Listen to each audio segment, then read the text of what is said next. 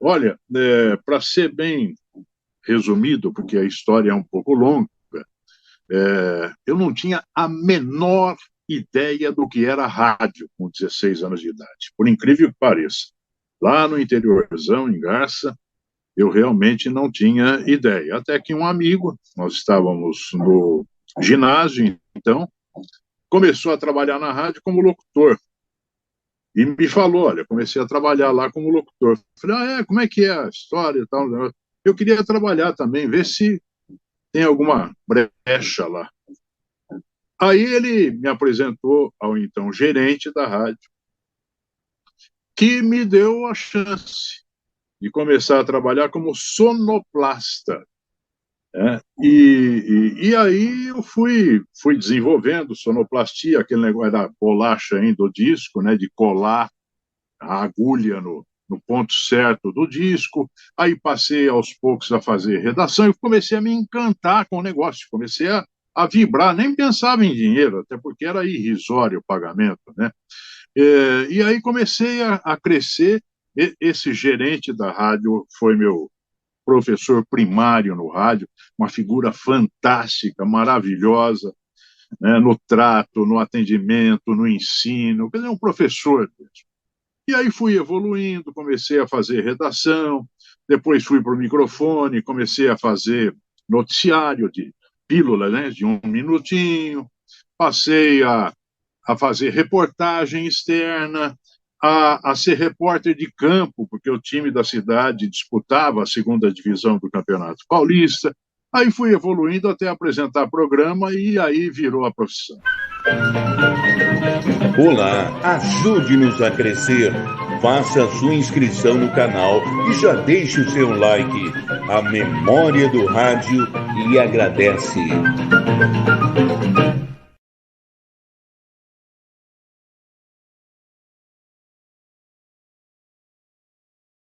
Isso acontecia lá nas décadas de 50, 60, 70, por uma razão muito simples.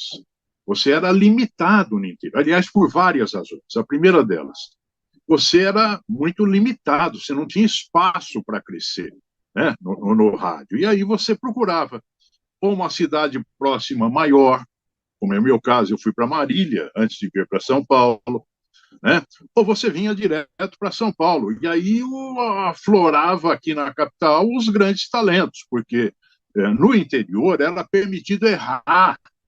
Você errava e tudo bem, vamos em frente. Você falava errado, você colava a música errada, mas tudo bem, vamos em frente. Você aprendia de verdade, né? Então, essa é uma razão. Hoje, o interior te dá condições de viver lá. Você tem é, um rádio, que se não é tão forte, né, mas tem opções.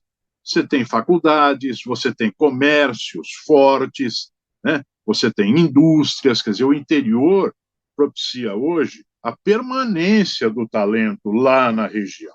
E às vezes você vive muito melhor como talento na sua região do que vindo para São Paulo se arriscando aqui, né, nesse mercado. Segunda razão é que o rádio hoje não precisa de talento, né? O rádio o rádio está tão vilipendiado, está tão estraçalhado, né? Foi tão arrombado pelos aventureiros de plantão que ele não precisa mais de talento. Você bota lá tudo gravado, você coloca lá, né? E as mídias alternativas que acabaram prejudicando muito o rádio. Houve um tempo em que se falava que a televisão surgiu e vai acabar com o rádio. Acabou nada. O rádio continuou com a televisão. Agora, hoje não. Hoje, essas mídias alternativas, essas sim, estão liquidando com o rádio e com a televisão aberta. Aberta não só, fechada também, porque o que explodiu hoje é essa telinha que nós estamos falando aqui do celular, do computador. Então, essa é a razão. Eu acho muito difícil surgir um grande talento no rádio hoje. Olá, Zanello. Oi, rapaz, quanto tempo, hein? Caramba, estamos ficando aí mais velhinhos, né? Mas tempo passa, a gente continua com a mesma disposição e a recordação é muito boa, né? A gente tem história para contar. E dentre as histórias que a gente tem para contar, tem uma coisa que eu quero saber de você. Qual o papel, qual o maior destaque seu na Jovem Pan? O que você acha que foi o maior destaque seu na tua passagem pela Jovem Pan, onde a gente se conheceu e trabalhou junto? Um abraço, meu amigo Celso Vernizzi, o filho do tempo. Trabalhei muito com o pai, com seu pai, você sabe disso, o grande Narciso Vernizzi, né? Tenho recordações maravilhosas de Narciso. Aliás, alguns arrependimentos também. Ele me convidava todo ano para ir embora para uma rádio da Europa, porque ele tinha muito contato, né, com Nederland, da Holanda, Deutsche Welle, da Alemanha, a BBC, da Inglaterra. E ele, pai, você não quer ir? Eu arrumo para você. Eu falei, não, os filhos estão nascendo. Aí, bom, mas, Celso, eu tenho belíssimas recordações da Jovem Pan. E não teria uma só. A primeira delas foi a cobertura do incêndio do edifício Joelma. Eu tinha acabado de chegar a São Paulo, coisa de 4, 5 meses, e estourou aquela grande tragédia. E aí me mandaram para lá, para o chão, né, da Praça da Bandeira ali, onde fica o edifício Joelma.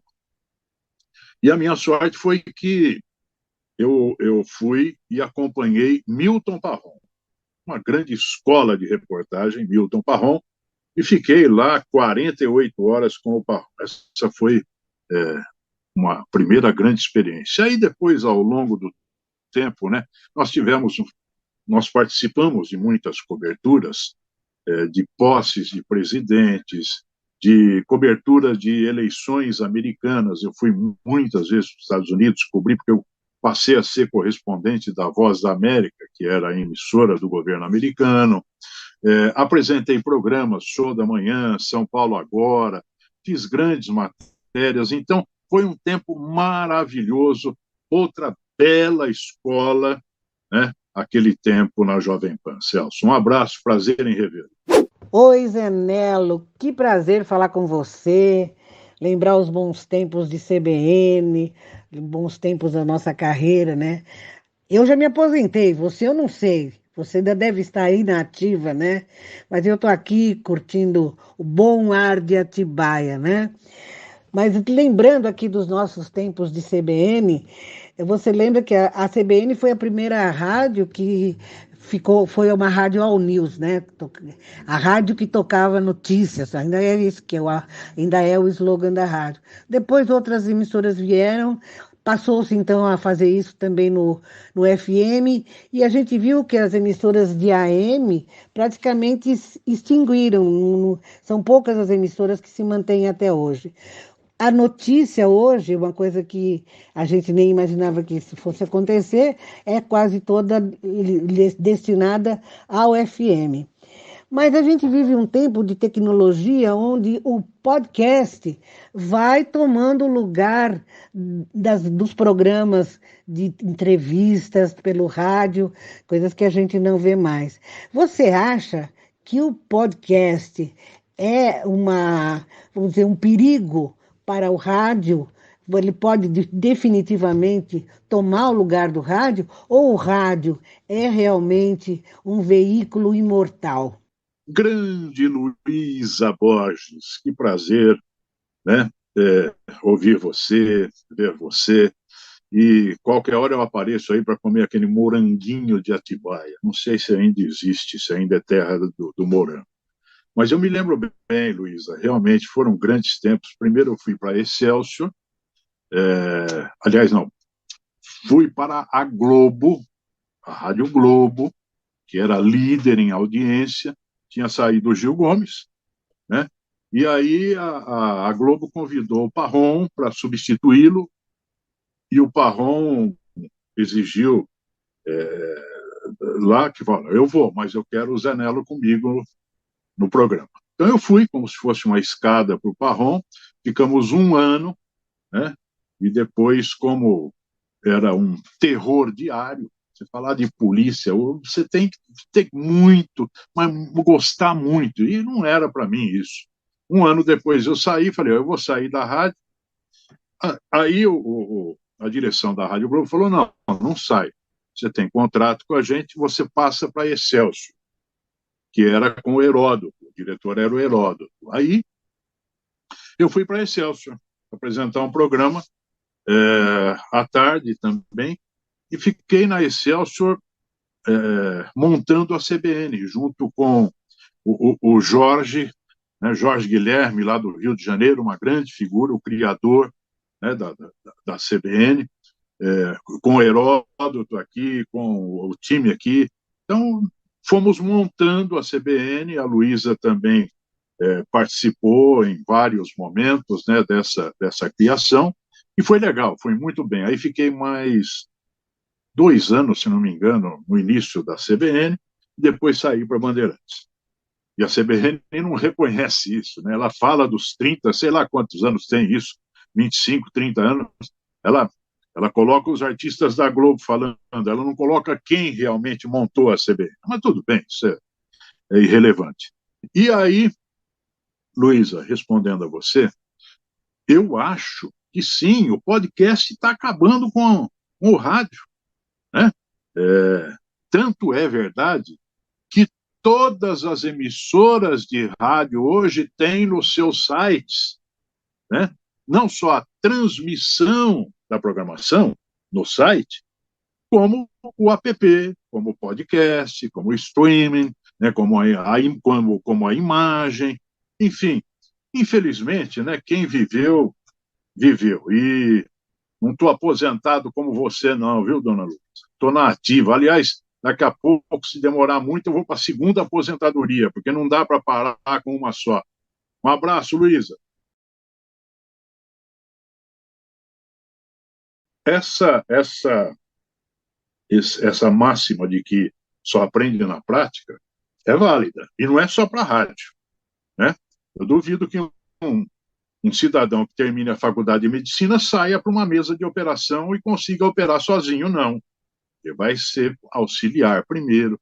Um engenheiro não vai sair da faculdade e construir uma ponte.